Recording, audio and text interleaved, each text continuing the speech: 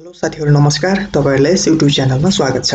यदि तपाईहरुले अहिले पहिलोचोटि हेर्दै हुनुहुन्छ र अहिलेसम्म पनि सब्स्क्राइब गर्नुभएको छैन भने कृपया हाम्रो यस YouTube च्यानललाई सब्स्क्राइब गरेर जोडिनु होला ताकि हामीले बनाएका विभिन्न महत्त्वपूर्ण लोकसेवा सामग्रीहरू साथै फोर्स लाइनका विशेष नलेजहरू यस YouTube च्यानलबाट अपलोड हुनेछन् र तपाईहरुले सब्स्क्राइब गर्नुभएको भने तपाईहरुलाई नोटिफिकेसन मार्फत सजिलै मोबाइल या ल्यापटपमा छिटोभन्दा छिटो प्राप्त गर्न सक्नुहुनेछ हामीले अपलोड गरेका भिडियोहरू।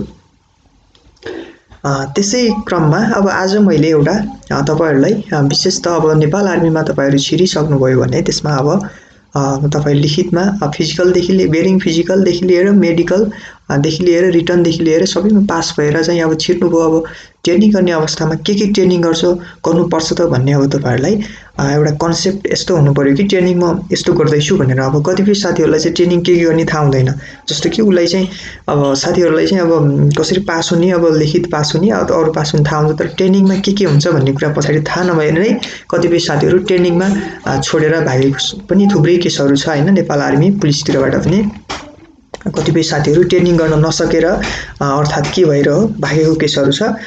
त्यस भएको कारणले गर्दाखेरि यो भिडियो अब तयारी गरिरहेको साथीहरुलाई केही न केही राहत होला। अब ट्रेनिङमा कस्तो हुन्छ त, अब त्यसमा कुन अब कोर्स गर्नुपर्छ ट्रेनिङमा, कमान्डो हो कि अब बेसिक हो कि के गर्नुपर्छ, अब तपाईहरुले आजको त्यही सन्दर्भमा रहेको छ भिडियो हाम्रो। कृपया तपाईहरुलाई आजको विषयवस्तु कस्तो लाग्छ, जस्तो लाग्छ सल्लाह सुझाव प्रतिक्रिया दिन नभुल्नु होला र भिडियो मन पर्यो भने तपाईहरुको साथीहरुमाझ यस्तै तयारी गर्ने साथीहरुकोमाझ कृपया शेयर गर्न नभुल्नु होला।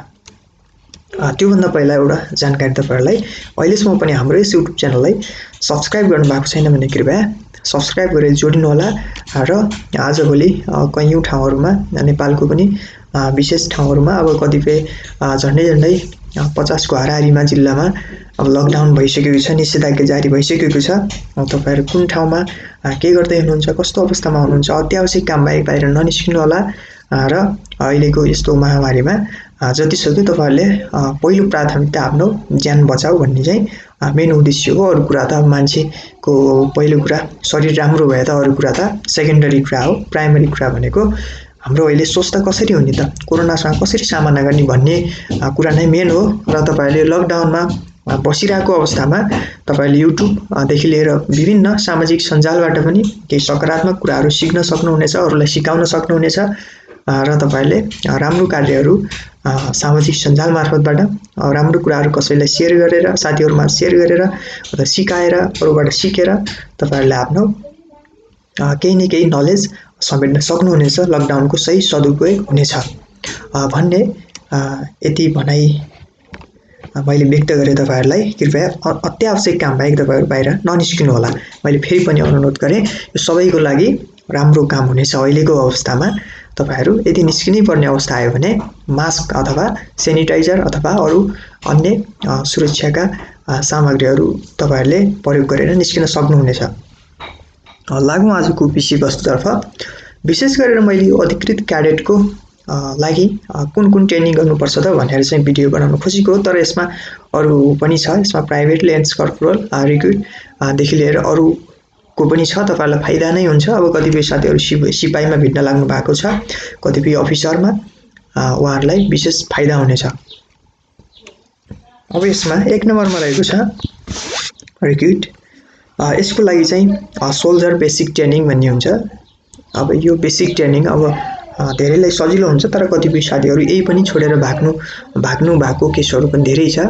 अब सजिलो त हुँदैन हैन, अब तै पनि आफ्नो इच्छामा अर्थात आफ्नो स्टामिनामा पनि भर पर्छ। अब यसमा रिक्रुटको लागि सोल्जर बेसिक ट्रेनिङ गरेपछि तपाईहरु बल्ल प्राइमेरीतिर छिर्न सक्नुहुन्छ हैन। अब प्राइमेरीतिरबाट चाहिँ के हुन्छ, युनिट बेसिक ट्रेनिङ भन्ने हुन्छ यसमा। एनसीओ क्याडेट क्याडेट्री ग्रेड 3 हुन्छ। यसमा 3rd क्लास एजुकेसन भन्ने हुन्छ प्राइभेट।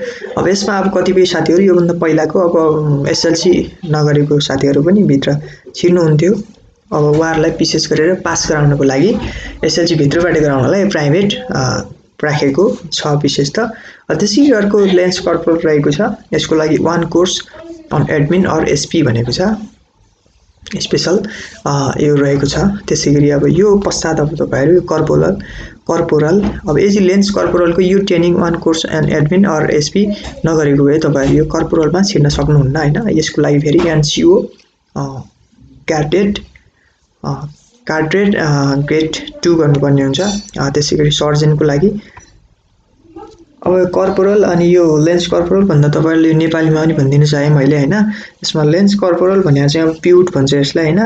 अब यो कर्पोरल भन्ने चाहिँ अमलदार अथवा हवलदार भन्छ। यो कर्पोरललाई अमलदार अथवा हवलदार हैन यो पनि भन्छ। अब यो सर्जनलाई चाहिँ हुड्डा भन्छ। यसलाई हुड्डा भन्छ। अब तपाईहरु अब यसको लागि हुड्डा पछि चाहिँ हुड्डाको तपाईले एनसीओ यो ट्रेनिङ सेकेन्ड क्लास एजुकेसनको तपाईले गरे पश्चात चाहिँ तपाईहरु यो वारेन्ट अफिसर आई अर्थात यसमा के भन्छ यसलाई वारेन्ट अफिसर आई को लागि चाहिँ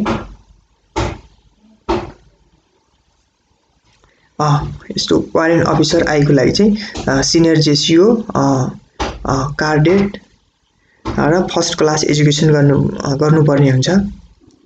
तपाईहरुले यसमा सुविधार भन्छ। यो वारेन्ट अफिसर आई भने यसलाई सुविधार भन्छ हैन। त्यसैगरी तपाईहरु यसमा अब यो अधिकृत लेभलको सुरु हुन्छ। यस पश्चात अब तपाईहरु अब डाइरेक्टली तपाईहरु यो +2 दिएर अर्थात ब्याचलर दिएर हैन अब 21 देखि 24 को बीचमा रहेर अफिसर क्याडेटमा तपाईहरु उत्तीर्ण हुनुभयो भने तपाईले गर्नुपर्ने अफिसर बेसिक कोर्स भन्ने हुन्छ जुन चाहिँ खरिपाटीमा बनाउँछ। अब यसमा के थियो भने अब अलि पहिला 2 वर्ष जति बनाउँथ्यो हैन। 2 वर्षमै तपाईहरुको ब्याचलर अब कम्प्लिट हुन्थ्यो। त्यो ट्यु अन्तर्गत नै पर्थ्यो त्यो पनि। अहिले पछिल्लो समय चाहिँ 3 वर्ष राखेको छ यसलाई अहिले किनकि अब पहिला ब्याचलर 3 वर्ष हुने बेला यो 2 वर्ष बनाएको थियो। अहिले चाहिँ ब्याचलर धेरै जसो फ्याकल्टी भन्दा पनि सबै फ्याकल्टी अहिले 4 वर्ष बनाइसकेको छ ब्याचलर। त्यही भएर यसमा यो अफिसर क्याडेटको बेसिक कोर्स पनि 3 वर्ष बनाइसकेको छ। यसमा खरिपाटीमा हुन्छ जुन चाहिँ अब तपाईहरुले अफिसर क्याडेटको बेसिक कोर्स सक्नुभयो भने यो सकेपछि तपाईहरु स्वत अब सेकेन्ड लेफ्टिनेन्ट हुनुहुन्छ हैन।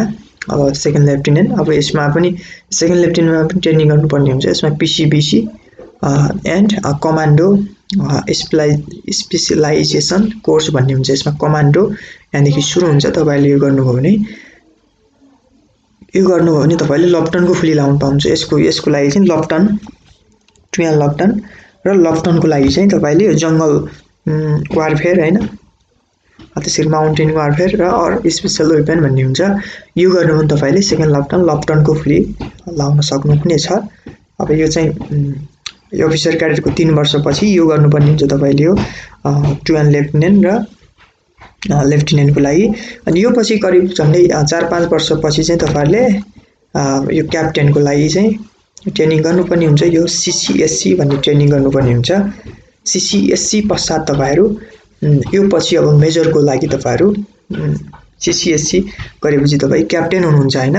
अब यो पछि अब तपाईहरु मेजर पछि स्टाफ कलेज भन्ने हुन्छ।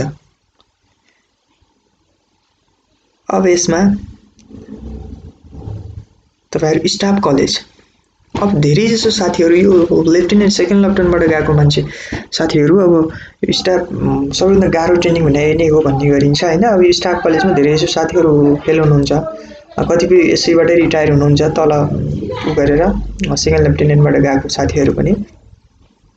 नर्मल्ली वर्षमा सेकेन्ड लेफ्टिनेन्ट अब त्यही 150 देखि 250 सम्म खुल्छ हैन। कहिलेकाहीँ 2 चोटी पनि खुल्छ।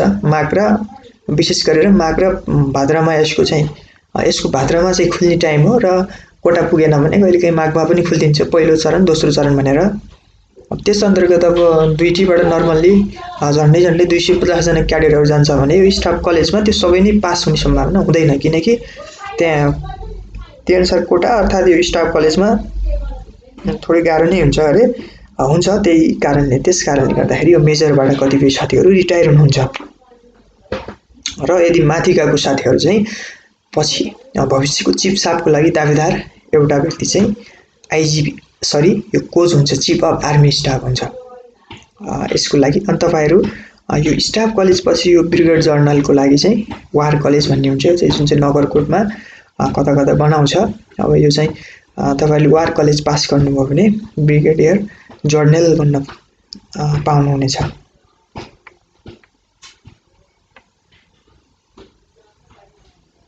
यसमा तपाईँ ब्रिगेडियर जनरल पछि अब वार कलेज हुन्छ वार कलेज हुन्छ, यो पछि ब्रिगेडियर जनरल, अब यो पछि त तपाईँहरूको बढुवा हुन्छ। अब त्यसमा कुनै पनि कोर्स हुँदैन।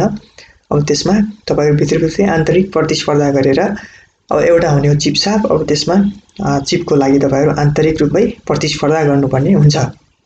यदि सेकेन्ड लेफ्टिनेन्टबाट गएको साथीहरूलाई, तल सिपाहीबाट गएको साथीहरू त कहिले पनि चिफ साहब हुँदैन त, बढी पुगेपछि त्यही अब क्याप्टेन त्यस्तै हो होइन। कतिपय साथीहरू पुगेपछि मेजर त्यस्तैसम्म हो, नत्र चाहिँ अब त्यही सेकेन्ड लेफ्टिनेन्ट अफिसर क्याडेटबाट छिरेको मान्छे चाहिँ अब नर्मल्ली त्यसमध्ये एउटा चाहिँ चिफ साहब हुन्छ।